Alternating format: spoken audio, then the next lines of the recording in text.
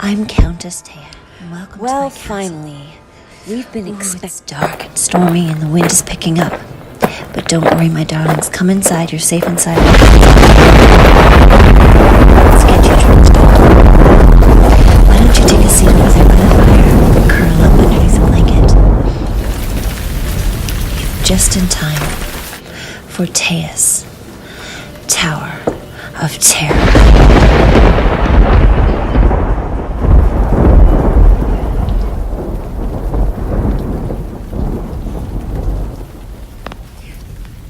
The disappearance of Kimberly McAndrew is one of the slowly growing number of unsolved missing person cases in Halifax.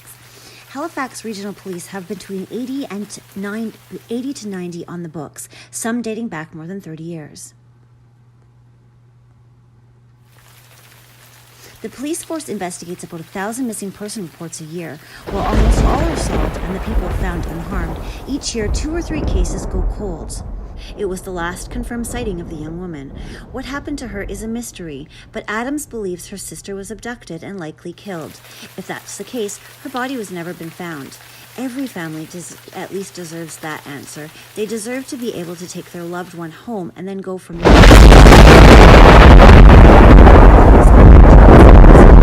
She was last seen on September 8, 1999. When she left her home in Eastern Passage, Nova Scotia, McLean gave her common-law husband the impression she wouldn't be gone long. She was never seen again.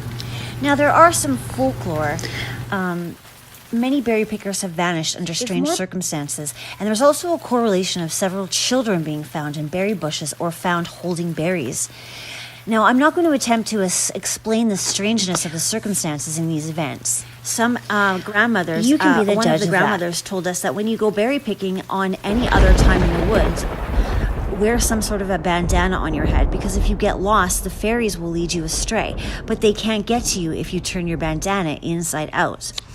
Although berry picking sounds safe, it does have its hazards. There were cliffs, foxholes, upturned roots, but by far the most dangerous were the fairies. Once they had you in their powers, they could keep you in trance for days. Sometimes you would wander aimlessly or sit on a rock by the stream, even though no one can remember being in the fairies. Many can remember being at one place 1 minute and then someplace else the next, and never being the wiser of how they got there.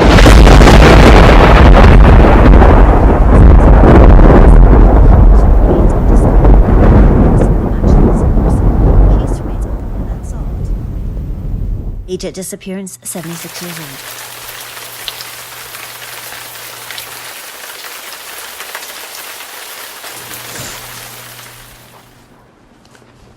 The Kimberly McAndrew case is one of those 11. She went missing. All she had with her was the clothes she was wearing and a bag she took in from work.